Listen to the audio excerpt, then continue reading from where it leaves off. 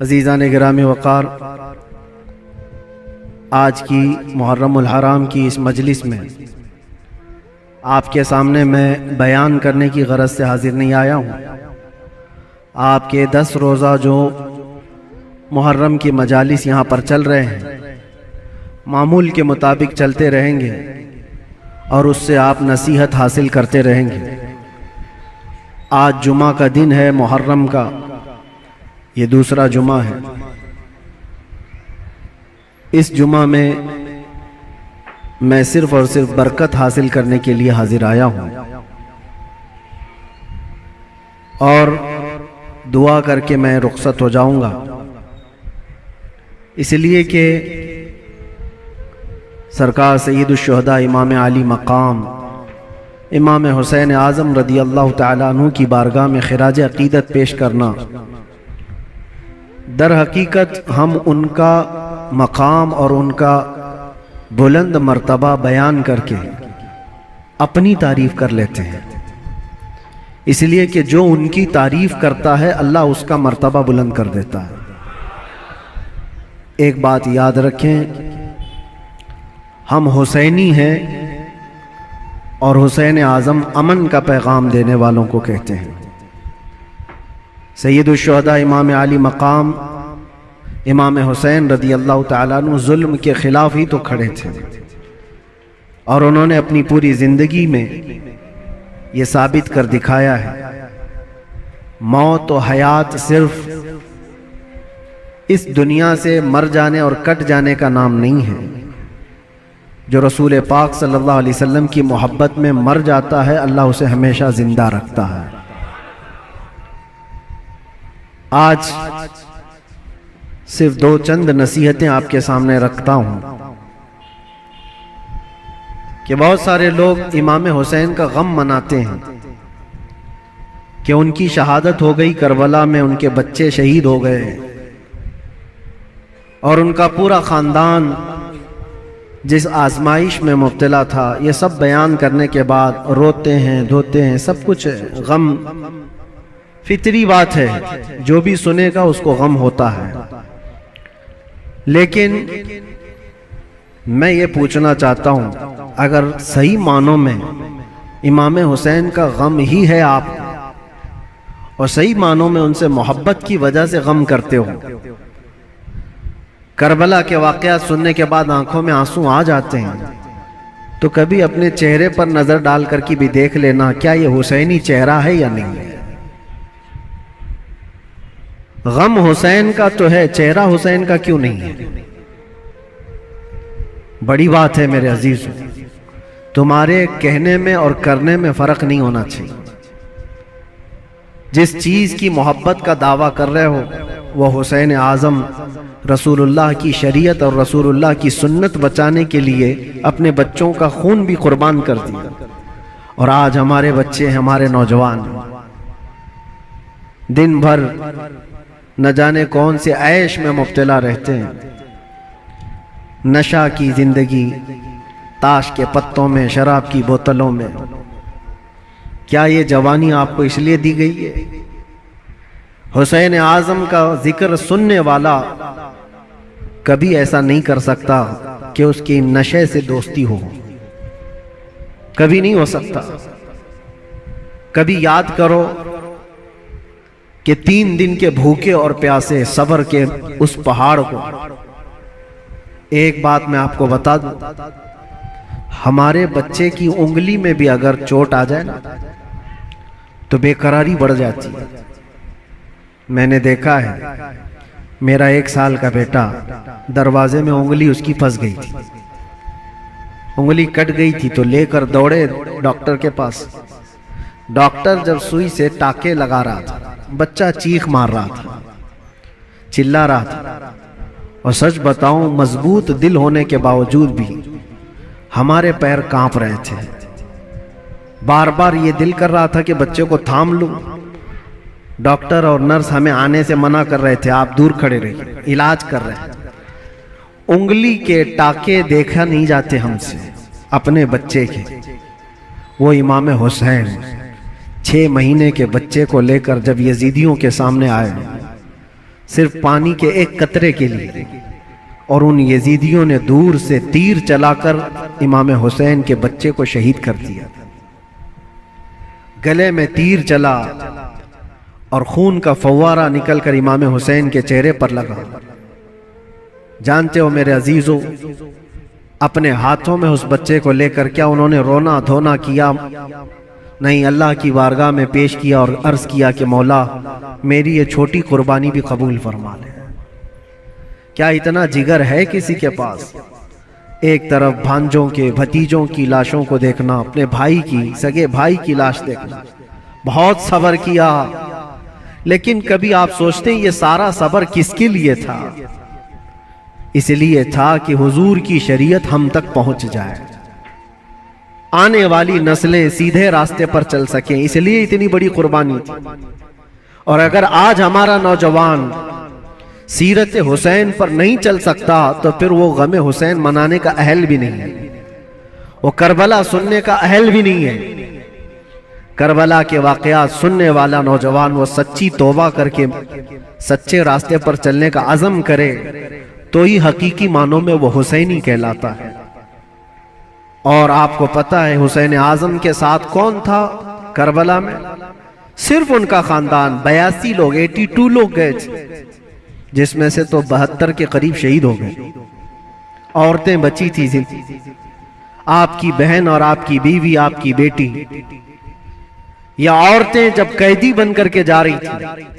लोग उल्टा सीधा बयान करते होंगे, लेकिन सही मानों में रिवायत यह है कि उन अहले बैत की खवातीन को उस हालत में भी पर्दे में देखा गया है।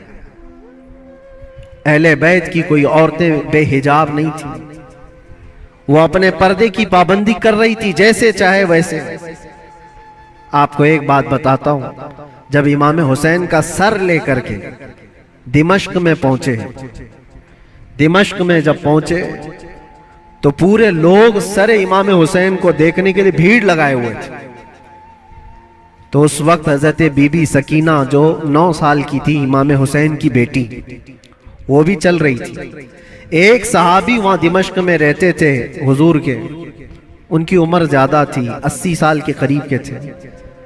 उन्होंने पहचान लिया इमाम हुसैन की बेटी को देख करके।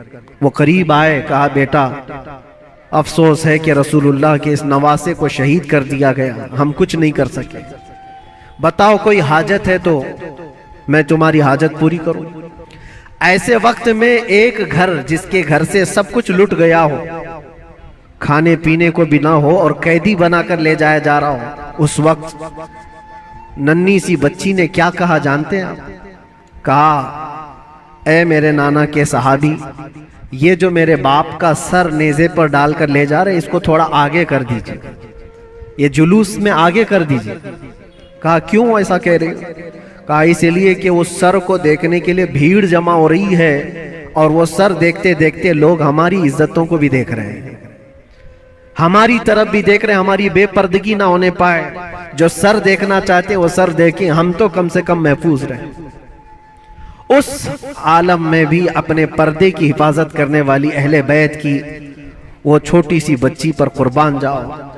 आज हमारी भी औरतें हैं, औरतों को इस करबला के वाक़े से ये सीखना चाहिए कि जितने ऐश परस्ती में दुनिया तुम्हें आज बाहर दावत देकर बुला रही है, मेरी बहनों, ये हकीकी जिंदगी नहीं, इस्लामी जिंदगी ये है कि रसूलुल्लाह सल्लल्लाहु अलैहि वसल्लम के अहले बैत से जुड़े हुए हर खातून ने ऐसी जिंदगी गुजारी है कि किसी अजनबी ने जिंदगी भर उनके किसी चीज को देखा नहीं है। अल्लाह करे कि हमें वो जिंदगियां नसीब हो। बस मेरा ये पैगाम है कि हुसैन आजम को सुनने के लिए सिर्फ रोना धोना जरूरी नहीं, बल्कि हुसैन आजम को सुनने वाले को ये अज़्म और हौसला रखना चाहिए कि मैं अपनी ख्वाहिशात को मार करके अल्लाह की रजा के लिए जीऊंगा, अल्लाह की रजा के लिए जीऊंगा। जो बुरी आदतें जिंदगी में आती हैं उसको तर्क करना ये भी एक बहुत बड़ा अज़्म है, एक बहुत बड़ा हौसला है। नौजवानों से मैं गुजारिश करूंगा, आज पूरी दुनिया तुम्हारी तरफ देख रही है। आज जानते हैं हमारी कौम को क्या क्या इल्जामात हैं कि नशा तुम्हारे यहाँ बिकता है, नशा तुम करते हो, झूठ तुम बोलते हो, चोरियां तुम्हारे मोहल्ले में हो रही हैं, बहुत सारी आवारगियां, ये सब बातें क्यों आई तुम्हारे अंदर? रसूलुल्लाह सल्लल्लाहु तआला अलैहि वसल्लम के खानदान से मोहब्बत करने वाले, अहले बैत से मोहब्बत करने वाले अपने मुआशरे में ऐसे तो नहीं रह सकते। जिस रसूल ने कहा सफाई आधा ईमान है, आज हमारे मोहल्लों में सफाई नहीं। बात सिर्फ यही है कि सिर्फ जुबान से हुसैन हुसैन कह लेने का नाम हुसैनी नहीं होता, हुसैनी नहीं होता। अपने अमल से यह साबित करके दिखाओ कि हम हुसैनी किरदार रखते हैं, यजीद से आज भी नफरत रखते हैं। और आखिरी बात, हुकूमतें सबकी जाएंगी, आज जो तख्त पर बैठे हों कल उतर जाएंगे। यजीद 3 साल तक हुकूमत किया, अपने 3 साला दौर में उसने बहुत जुल्म किया, लेकिन तख्ता खत्म हो गया, यजीद मर गया। मुझे बताओ आज पूरी कायनात में झंडा यजीद का लहराता है या हुसैन का लहराता है?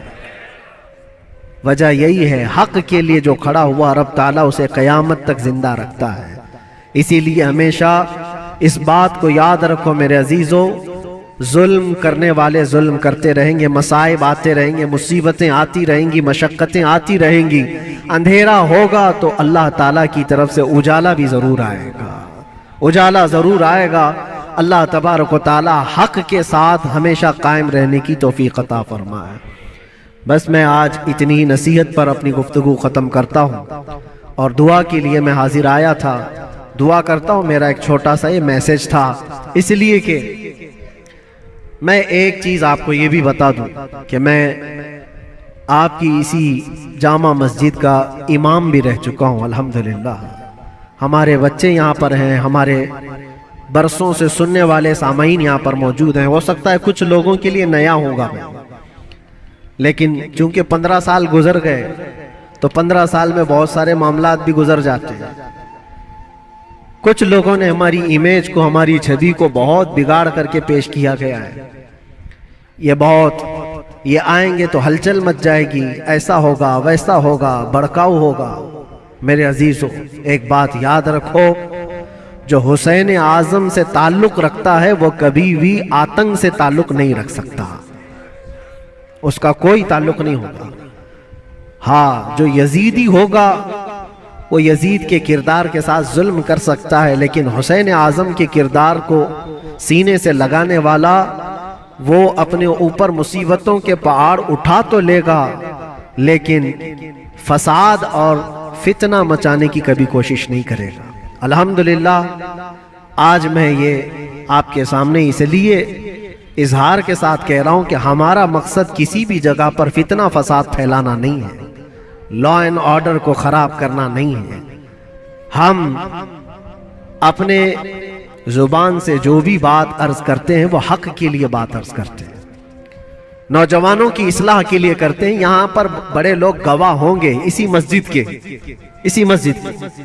वो बच्चे जो 24 घंटे नशे में रहते थे, अल्हम्दुलिल्लाह 60 से ज्यादा नौजवान मेरे साथ इसी मस्जिद में एहतिकाफ पे भी बैठे थे। जानते होंगे पुराने लोग, और अब तो बच्चे बड़े भी हो गए और यहाँ तक कि मस्जिद की कमेटी में भी आ गए।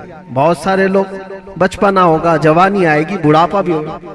पहले के लोग भी यहाँ पर जो मुझे जानते हैं, हमारा एक ही मकसद होता है, एक ही मकसद है।